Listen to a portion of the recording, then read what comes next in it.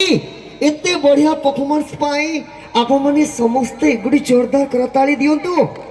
ए माटी हुची पवित्र माटी, ए बाळंग माटी पाई आप माने समस्ते दियंतु गुडी जोरदार करताली।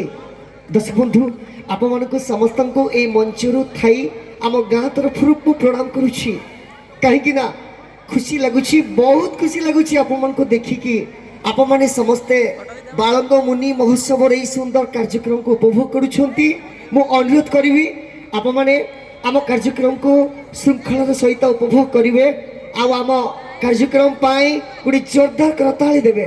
सब दर्शक बंधु मान मु अनुरोध रखी।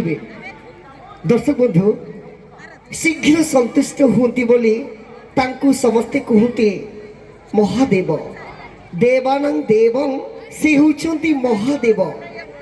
विष पान करी प्रभु साजी नीलकंठ, तांकु जीए हृदय सहित डाके से तांकरी कथा शुणती, शैव केते भक्ति रे तांकु पूजा करे। आसंतु आज भली पवित्र दिन रे से देवदेव महादेवंकर आमे समस्ते जयगान करिबा।